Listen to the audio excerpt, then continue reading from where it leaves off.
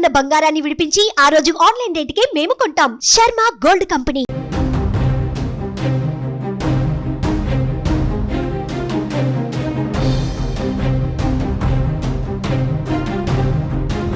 పల్నాడు జిల్లా బాచేపల్లి మండలం పొందుగోల పంచాయతీ పరిధిలో గల పొందుగోల రైల్వే స్టేషన్లో నిన్న రాత్రి సుమారు 11:20 గుడ్స్ ట్రైన్ పట్టాలు తప్పడం జరిగింది. అదృష్టశాతం ఎవరికి ఏది ప్రాణ నష్టం కానీ ఆస్తి నష్టం జరగలేదు. నిన్న నైట్ 10:50 గుడ్స్ ట్రైన్ పొందుగోల రైల్వే స్టేషన్లో క్రాసింగ్ నిమిత్తం ఇక్కడ ఆపడం జరిగింది. ఎక్స్ప్రెస్ ట్రైన్స్ వెళ్ళడంతో తర్వాత గూడ్స్ ట్రైన్ని ఇక్కడి నుంచి 11:02 స్టార్ట్ అవ్వగా సుమారు 5 నిమిషాల పరిధిలోనే ఫ్రంట్ వీల్ బోగీకి మెయిన్ ఇంజన్ కాకుండా రెండో బోగీకి వీల్స్ అదుపు తప్పడం వల్ల ఆ నష్టం జరిగిందని చెప్పేసి మనకి రైల్వే అధికారులు చెప్పడం జరిగింది. అదేవిధంగా మనం ఆ గూడ్స్ వీల్స్ తప్పడం ఇదిగోండి మనం ప్రత్యక్షంగా చూస్తూ ఉన్నాం.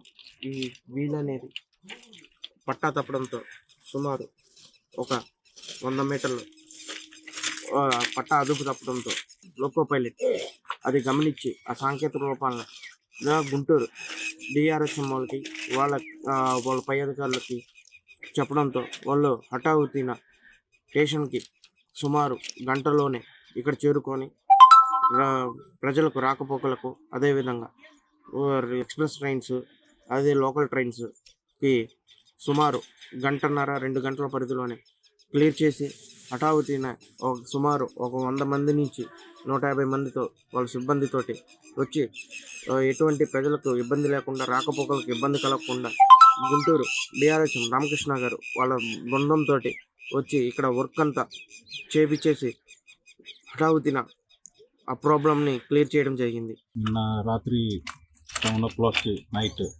ఎంటీ గూడ్స్ ట్రైన్ అనేది DCNHL కవర్డ్ వ్యాగన్ ట్రైన్ అనేది పొండుగల స్టేషన్ నుంచి స్టార్ట్ అయిన తర్వాత